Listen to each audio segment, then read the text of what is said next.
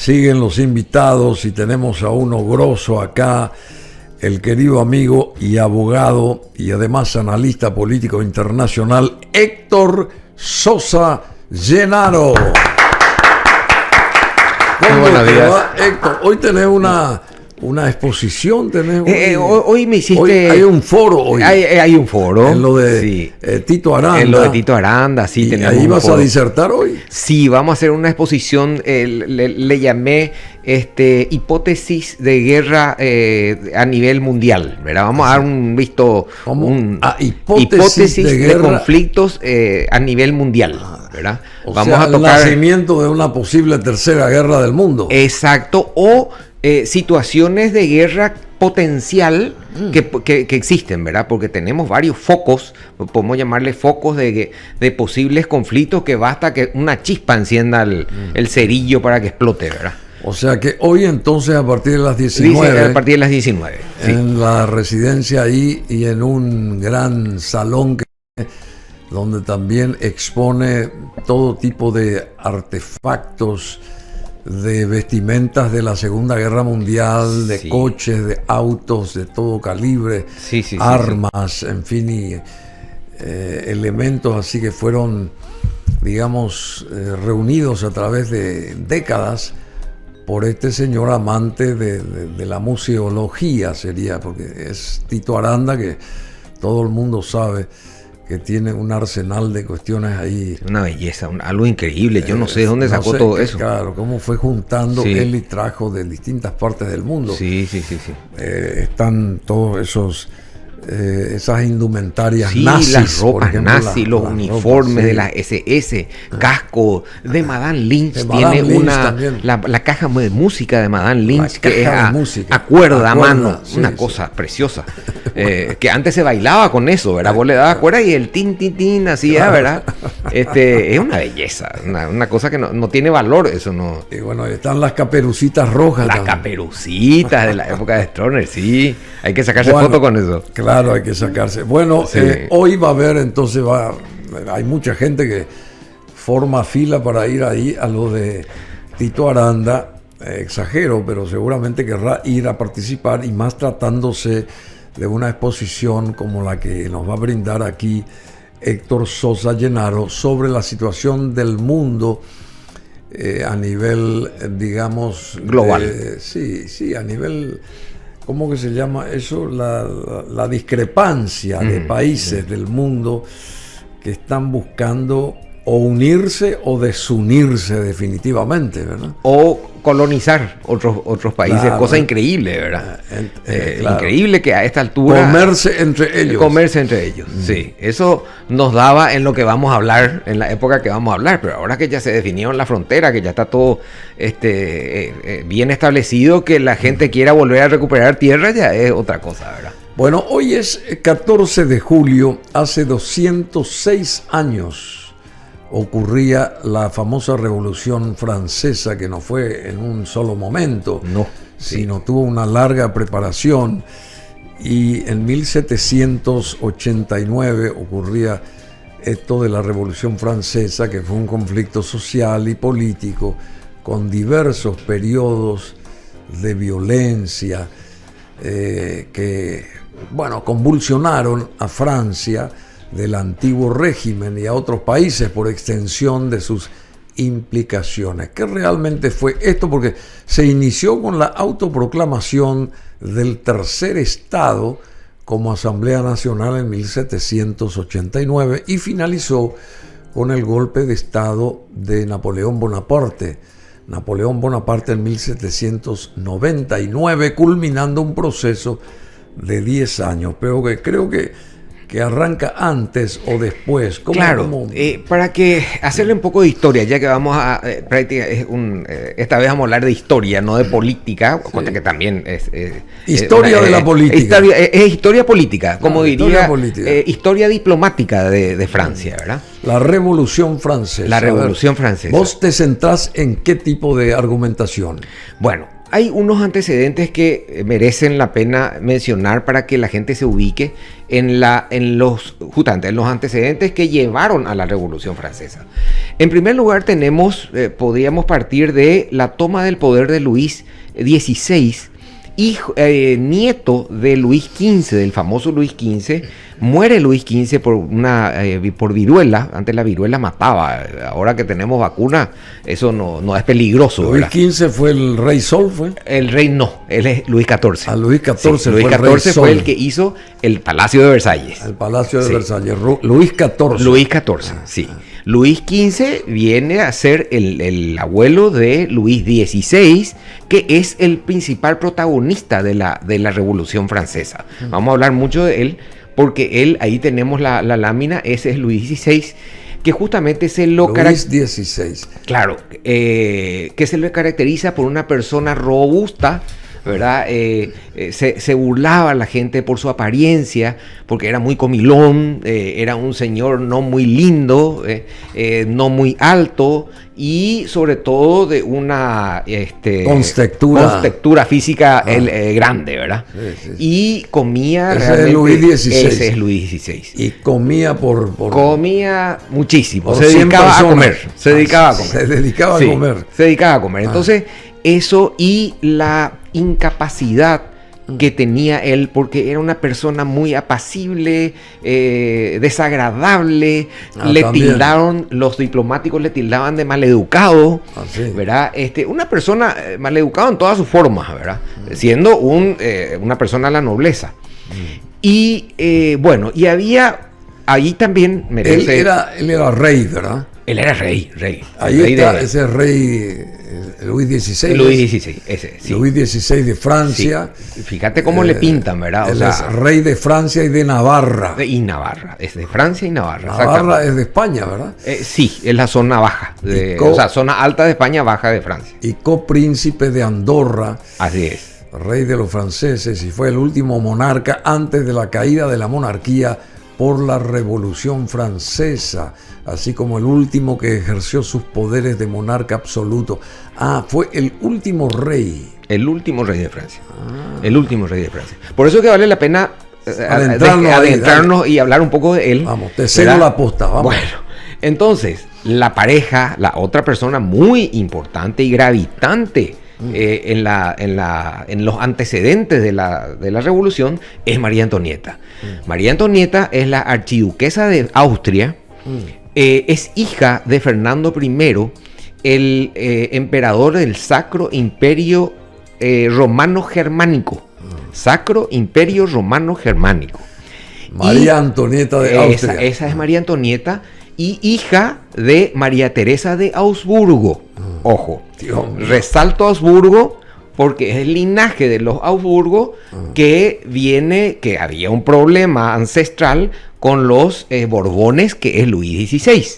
Luis XVI era del linaje de los Borbones, esta chica es de los Augsburgo. Bueno, ella era una chica hermosa. Bueno, pero venía también de una cuna noble muy importante. Una noble importantísima, de 1000 años de trayectoria, ¿no?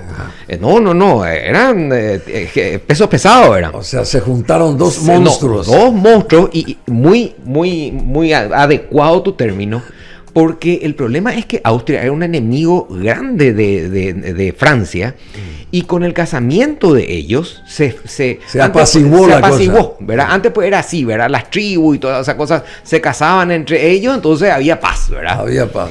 Bueno, ella era una chica rubia, de ojos azules, hermosa. Le gustaba ostentar su belleza. La corte ponderaba muchísimo la belleza de ella. Y bueno, y era una chica muy creída. Tenía 14 años cuando viene a París para casarse. Se casan y acá empiezan los problemas. La noche de bodas luego vino una tormenta muy grande. Con Luis XVI se casa. ¿Verdad? En la noche de bodas viene una tormenta pero terrible. María Antonia Josefa Juana de Habsburgo Lorena. Así es. María Antonia Josefa Juana de Habsburgo Lorena. Sí. ¿Qué pasó con la tormenta? Bueno, viene una tormenta muy grande que es un mal augurio. Claro, en la antigüedad, en el medioevo sobre todo, el hecho de que venga una tormenta en tu casamiento, en tu noche de bodas, es mal augurio. Mal augurio. Bueno, entonces, para que la gente para bosquejar un poco la situación, antes los reyes se casaban y la corte iba y presenciaba en su cama cuando se acostaban. Sí, era todo un acto, ¿verdad? Inclusive en París, en el Palacio de Versalles, vos te vas a la cama del rey nupcial. Y la cama nupcial tenía esa famosa con un corralito ahí, así un cortinado, exacto, que estaba cerrado. Y eso se abría y la corte les veía a ellos acostados, ¿verdad? Ahí después eso se cerraba, se retiraba la corte, ¿verdad? Y se quedaba sola la pareja. Bueno, el problema es que la pareja no se unió físicamente. No hubo coito. No hubo relación, ¿verdad? Entonces, ese problema hubo durante 7 años. ¿Sí? Ese era un grave problema de gobierno, de Estado. Porque comía mucho Luis XVI. Tenía un pequeño problema que se llamaba fimosis, una enfermedad que era una deformidad en su órgano sexual. Y él no se quería operar, se le decía que se podía operar y que se podía solucionar. Esperó 7 años hasta que la cosa se calentó porque el rey tenía que tener heredero. El rey que no tenía heredero o la reina que tenía problemas para dar un heredero era grave, no servía para nada. La siguiente. Bueno, entonces viene, después de 7 años, se opera de la fimosis y tiene un hijo, ¿verdad? María Teresa, llevaba el nombre de la abuela, de la emperatriz de Austria. Llevó el nombre de la emperatriz María Teresa y bueno, por fin tenemos un heredero. Y es así que en 14 años llegó a tener 4 hijos, ¿verdad? O sea, como dato general. Bueno.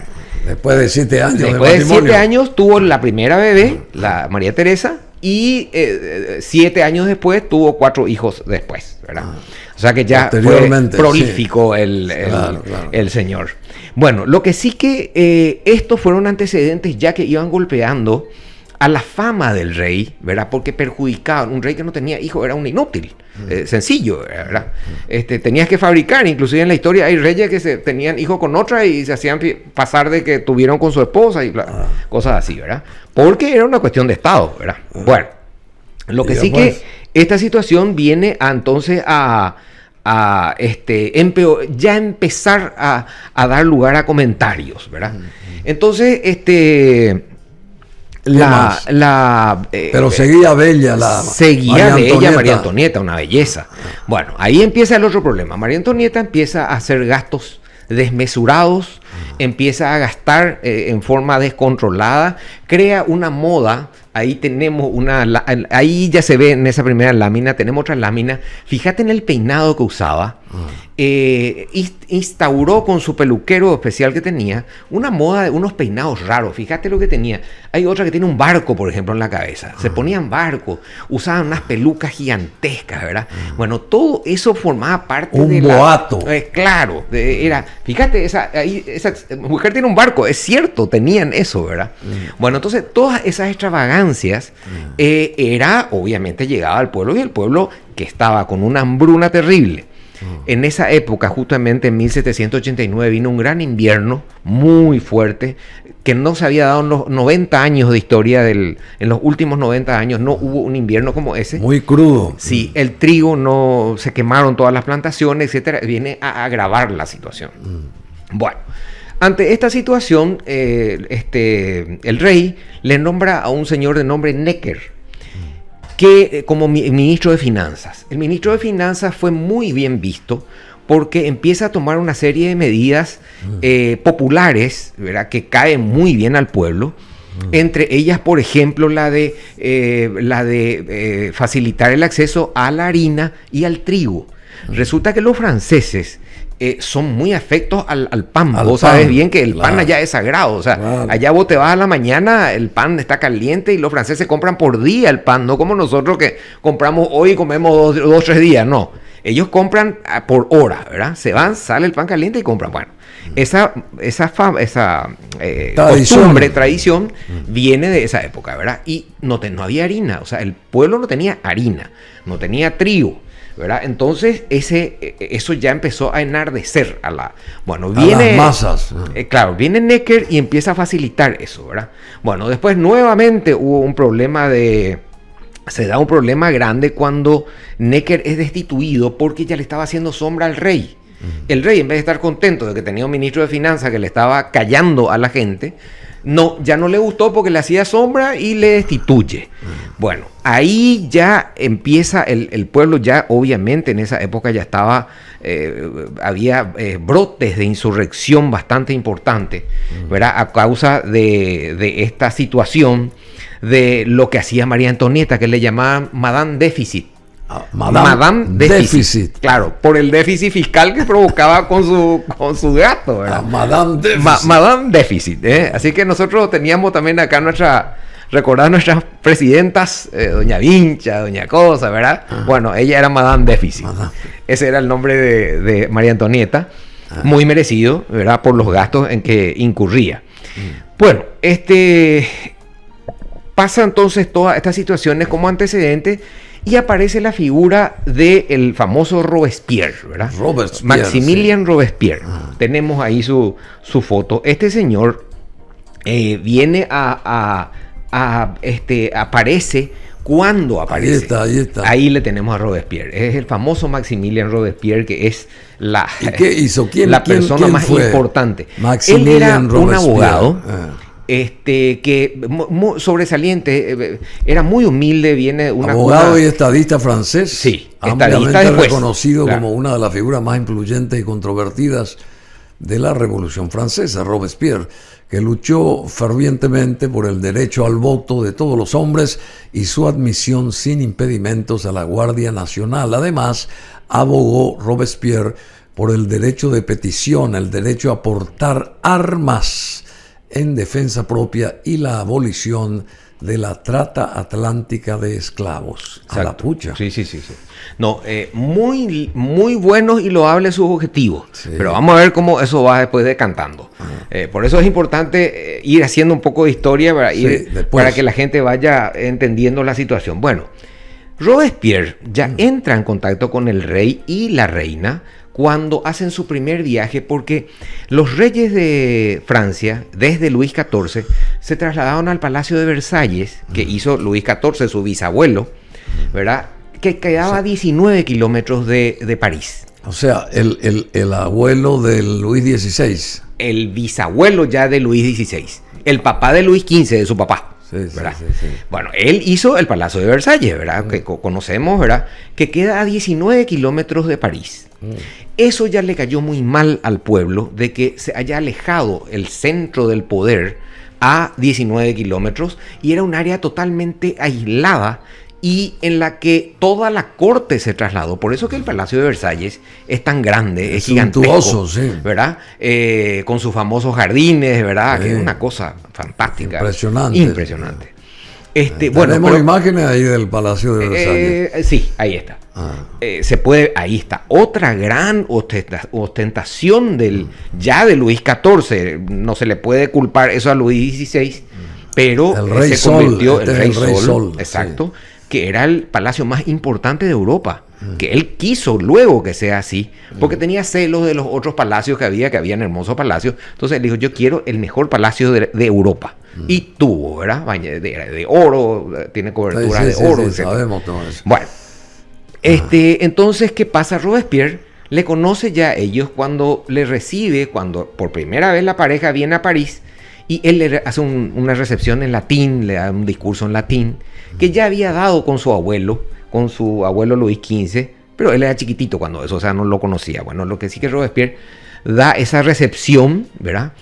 Y ahí es cuando empiezan a calentarse las cosas, ¿verdad? Se empiezan a suceder los diferentes eventos que vamos a desarrollar.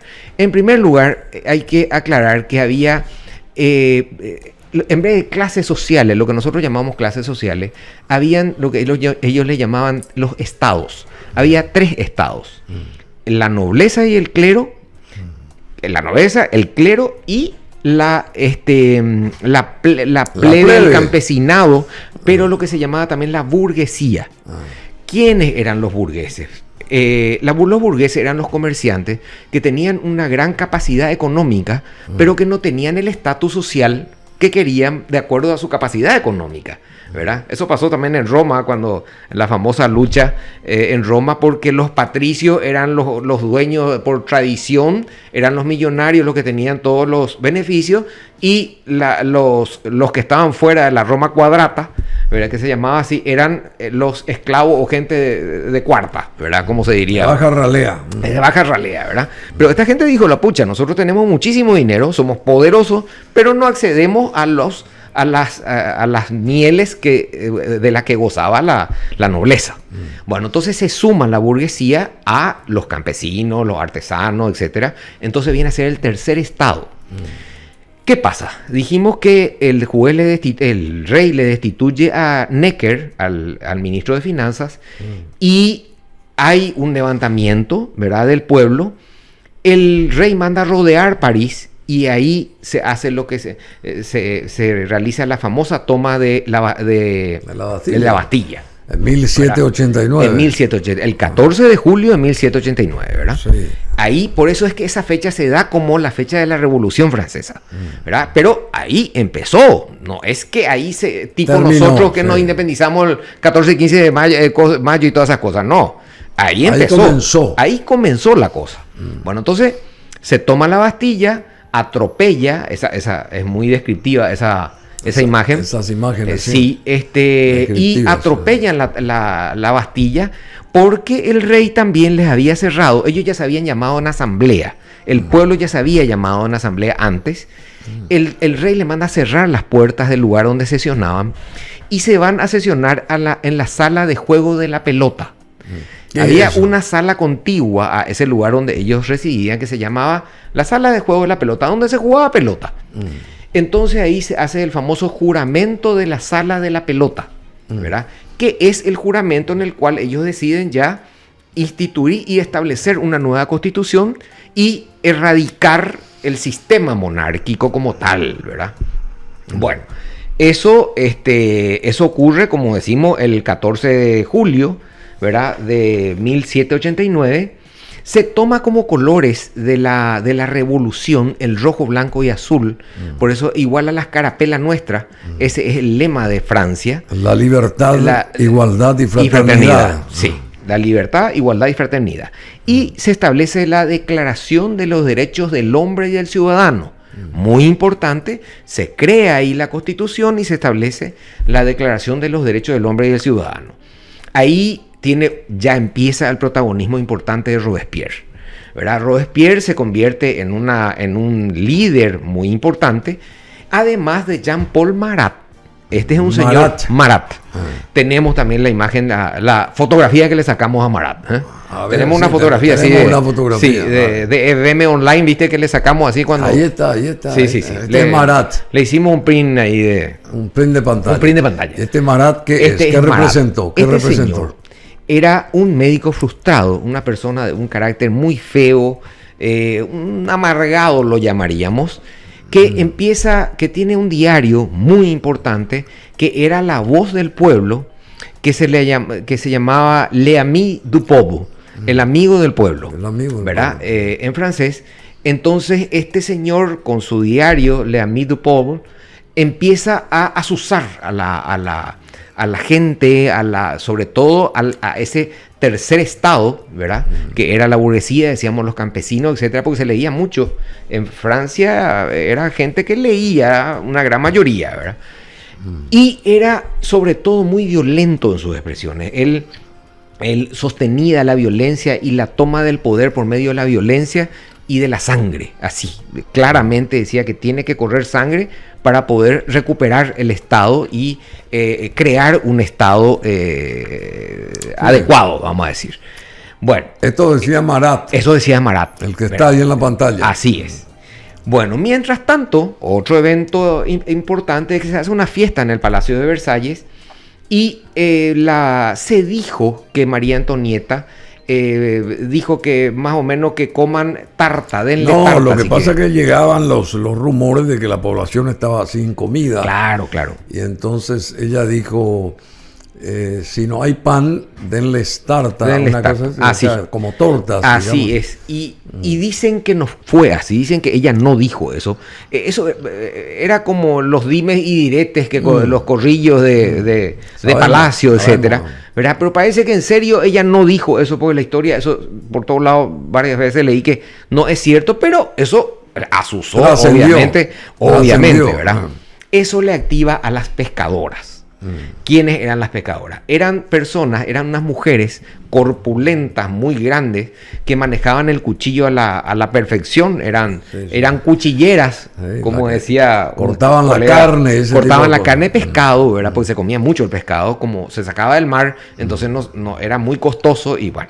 Entonces se alimentaban de eso. Bueno, las pescaderas entonces, junto con las mujeres, porque se vieron ofendidas por eso como mujeres, atacan el Palacio de Versalles. Se van a 19 kilómetros, decíamos que estaban, se entera la guardia del palacio que vienen las mujeres, las damas para atacar el palacio, ¿verdad? Y querían, la amenaza era a María Antonieta, ¿verdad? Desmembrarla.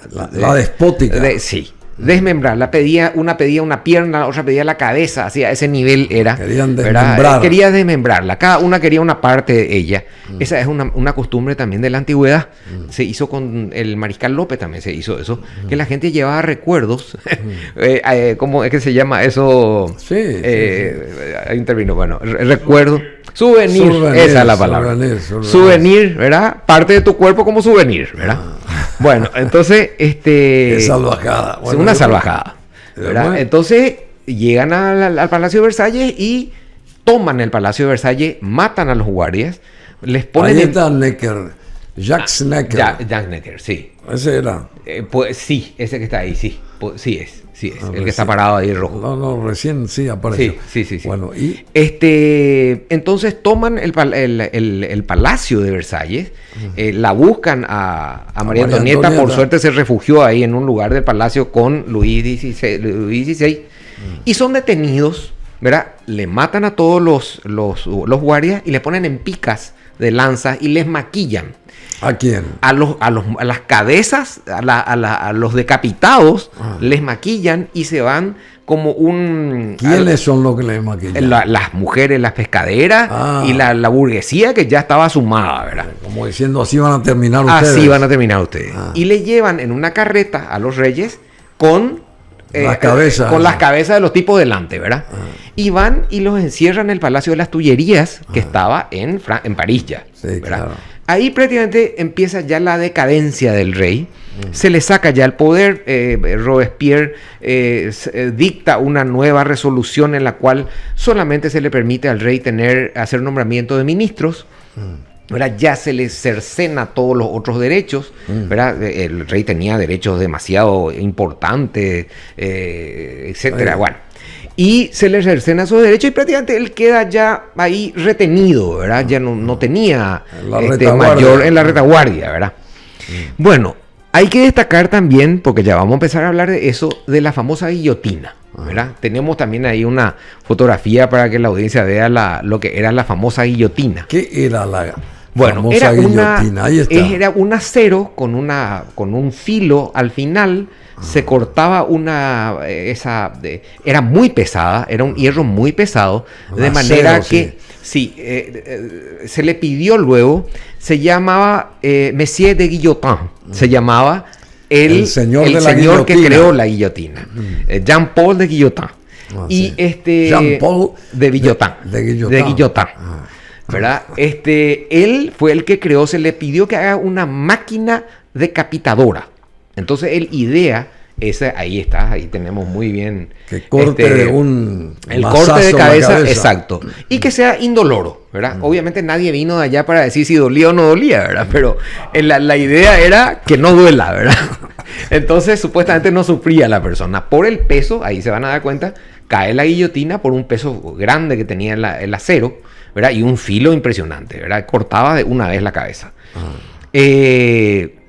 Eso entonces se convierte en, como se llamó, Marat le llamó en su diario guillotina en honor a Guillotin, ¿verdad? Que era el inventor, era un físico inventor, era Guillotin. El que inventó la guillotina. Sí.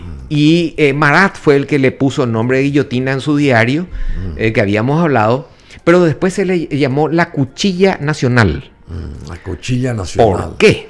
Porque se convierte en el símbolo del castigo principal a todos los que estaban en contra de los ideales de la Revolución Francesa, ¿verdad? Entonces, ahí aparece Messier de Guillotin.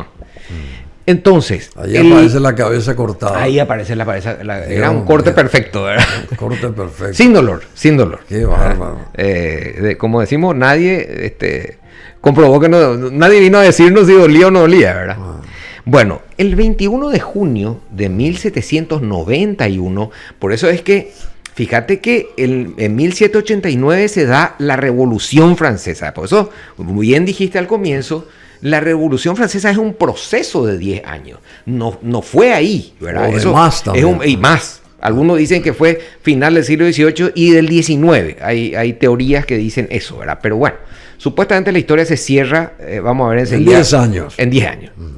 Bueno, en junio del 92, de 1792, el rey asustado porque resulta que se estaban filtrando notas que él tenía con el imperio de Austria, porque Austria en esa época ya estaba atacando ya la frontera francesa juntamente con Prusia. Y no nos olvidemos que Inglaterra estaba haciendo un bloqueo en el mar, de todo el mar, un bloqueo que era imposible de entrar ninguna mercadería, lo que creaba más hambruna en el pueblo, ¿verdad? En Francia. O sea, en Francia, en París, ¿verdad?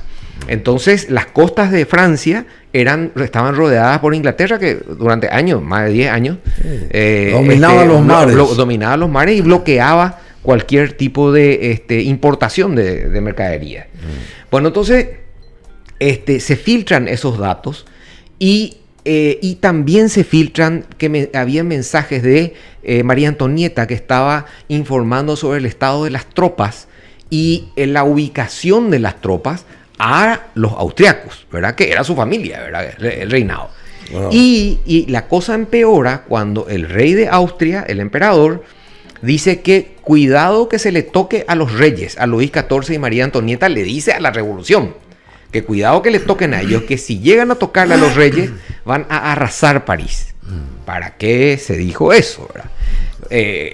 Supuestamente los reyes pues estaban a favor de la revolución, ¿verdad? Porque así era el trato, ¿verdad? Que se les permitía vivir porque estaban a favor de la revolución, que era mentira, ¿verdad? Entonces el rey hace la famosa fuga de Varennes. ¿Cuál es eso? Varennes es un pueblo que está a 176 kilómetros de París. Entonces, a la madrugada se fuga él, María Antonieta y sus hijos, se disfrazan, van en una carreta y huyen de París.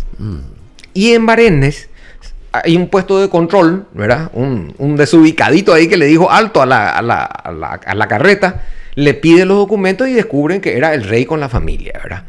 Eso cayó demasiado mal, muy mal en la población, porque es como que huyó del país, ¿verdad? Y se iba a la frontera con Austria para pedir ayuda a Austria, ¿verdad?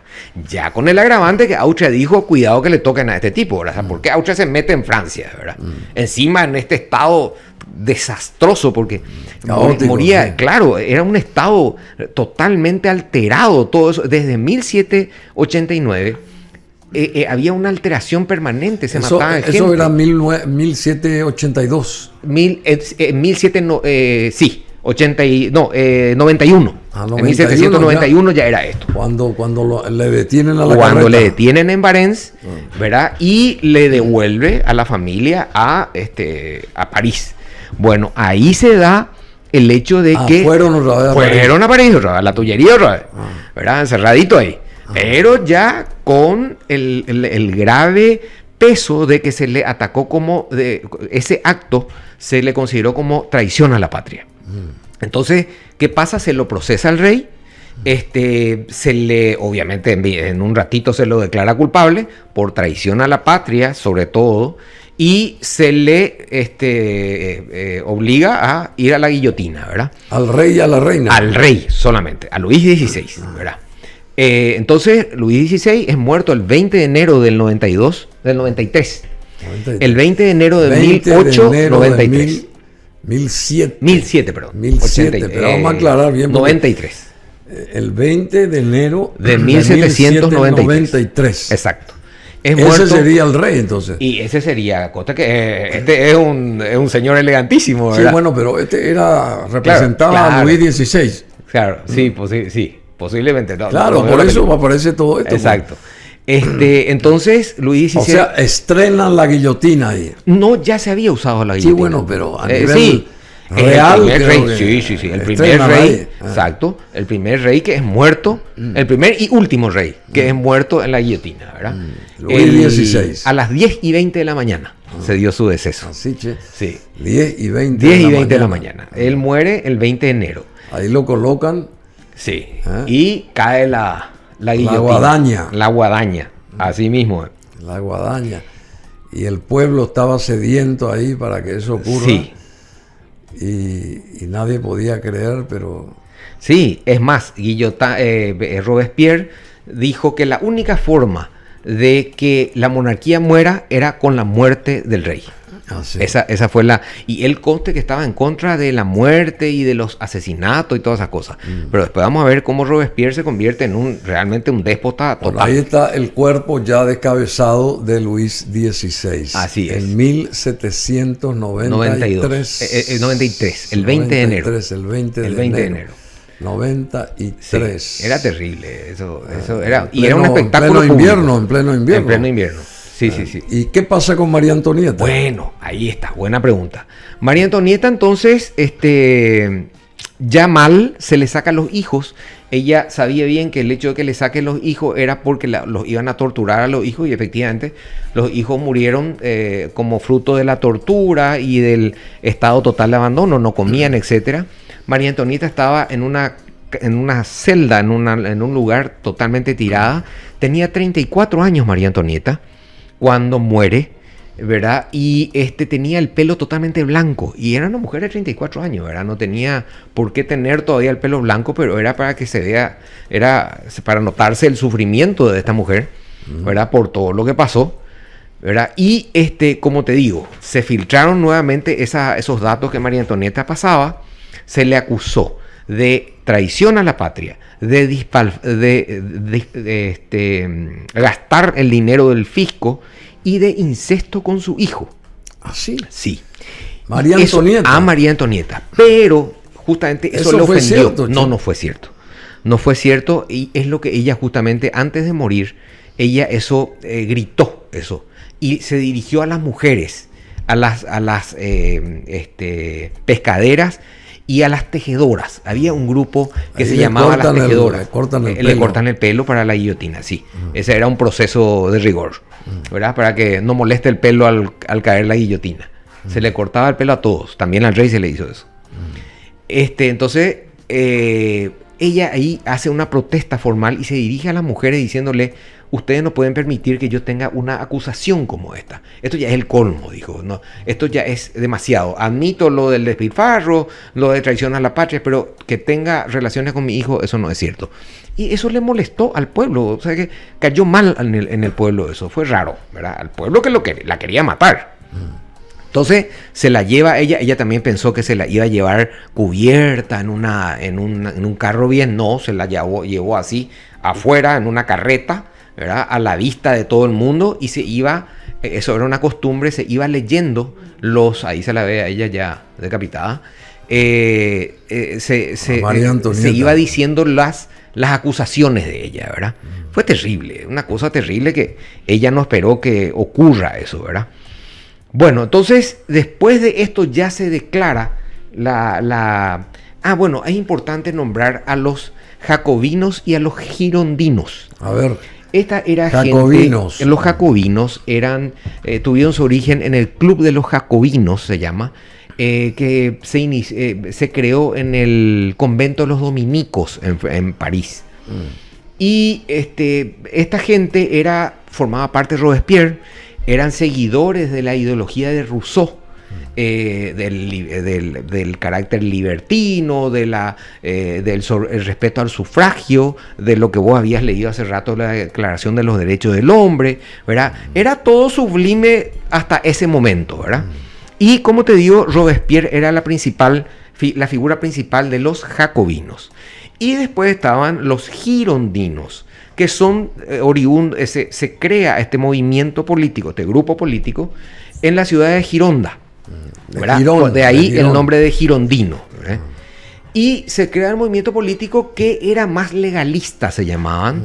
Ellos seguían una tendencia legalista, no creían en la muerte, en la decapitación, era más de seguir el proceso legal para la obtención de los derechos de los resultados, ¿verdad?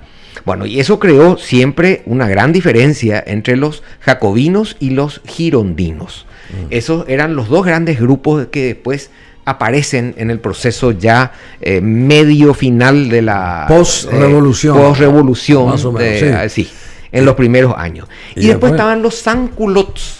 Tenemos también una foto de los sans-culottes.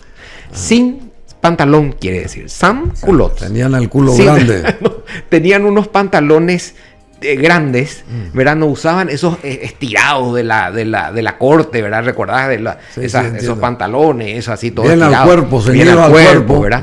No, ellos usaban cosas más holgadas porque eran los artesanos, la gente que trabajaba, etcétera, y no podían estar todo estirado ahí, ¿verdad?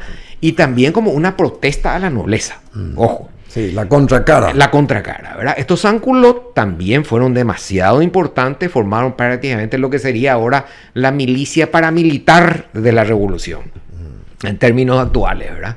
Y esta gente era bastante sangrienta, era la que hacía los linchamientos, atacaron la tullería, etcétera. Sí. Ahí hicieron una imagen de una pareja en ese momento esa es la aquellos de la vestimenta normal de los aquellos que protestaban contra la realeza francesa. Exacto, contra el primer estado, ¿verdad? La nobleza y el clero. Sí, claro. ¿Verdad? Entonces, te fijaste que tenían la cosa tricolor, la escarapela, ¿verdad? Sí. Esa escarapela era sagrada para ellos. Y después también corresponde nombrarle al ministro Danton. El ministro de Justicia, fue nombrado ministro de Justicia Danton, que chocaba abiertamente con Robespierre, porque él era girondino, no era jacobino, ¿verdad? Era girondino y él no estaba a favor de esas muertes porque hubieron ya ahora, a esta altura, en 1793, ocurren unos grandes levantamientos en la zona de Lyon, Marsella y Toulouse, ¿no? León, Marsella, ya me va a venir el nombre. Bueno, no importa. Hubo unos grandes levantamientos y en donde murieron más de 100.000 personas. Fueron asesinadas más de 100.000 personas. Era una cosa ya descabellada lo que ocurría, porque el asesinato estaba a la orden del día. La guillotina había que aceitar cada 5 minutos porque en serie iba la gente ahí, ¿verdad? Era terrible, ¿no? No quedaba títere con cabeza. Con cabeza, exactamente. No quedaba títere sin cabeza. No quedaba títere con cabeza. Con cabeza. Con cabeza. Bueno, y ahí entonces empieza el roce y se inicia el periodo del terror, se llamó así, literal. El periodo del terror, en donde Robespierre empieza a hacer esas persecuciones que te digo, se dan estas sublevaciones a favor de la monarquía y del republicanismo en estas zonas de Lyon y de Marsella, ¿verdad? Y ahí ocurren grandes asesinatos porque los sans-culottes, la burguesía, etcétera, iba a cometer grandes decapitaciones. Eso era la orden del día. Era desmanes, grandes desmanes. Así es. Bueno, y después vamos a ir cerrando. Ya cerrando, se crea después como supuesta solución el Comité de Seguridad, que fueron unos 12 miembros que también hicieron varias barbaridades, y ya correspondería irnos hacia 1799, cuando aparece Napoleón Bonaparte. Ya en el 98 aparece Napoleón Bonaparte, que tuvo una gran actuación en la defensa del este contra Austria y Prusia, y en unos combates que hubo en Italia, 1798. 1798 aparece Napoleón Bonaparte como una figura importante. Y en el 99... Tenemos ahí imágenes de Napoleón, ¿verdad, José? Sí. Después, en 1799 se hace nombrar cónsul. Y porque hubo un periodo... ¿Quién? ¿Napoleón? Napoleón. ¿Verdad? Porque hubo un periodo, desde la muerte ya del rey, unos 5 años de una incertidumbre total, no había... estaba totalmente descontrolada la situación. Ya a Robespierre se lo mató, ¿verdad? Porque se le fue la mano, porque hizo un culto a un dios ahí inexistente. Entonces sale de una colina todo de blanco, y ahí el pueblo dijo: pues este está loco, ¿verdad? ¿Qué le pasa? Perdió la cabeza. Entonces se le hace un proceso. Robespierre.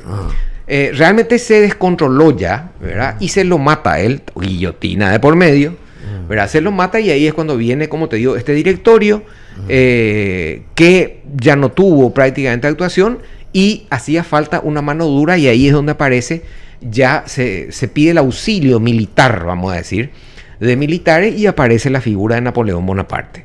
Napoleón Bonaparte, como te digo, en el 98 sale victorioso de esta guerra con Italia en la defensa de las fronteras al este, y es nombrado en el 99 cónsul supremo, ¿verdad? Napoleón. Más tarde es nombrado cónsul vitalicio y posteriormente se convierte en emperador, ¿verdad?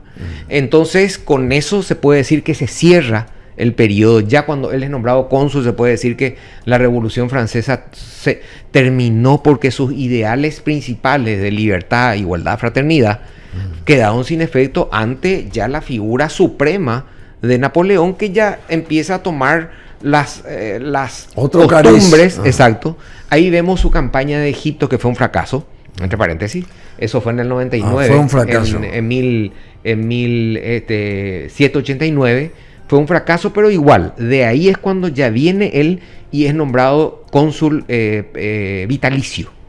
Él es nombrado cónsul vitalicio luego de la campaña de Egipto, y después, entonces, como te digo, ya se convierte en emperador, ¿verdad?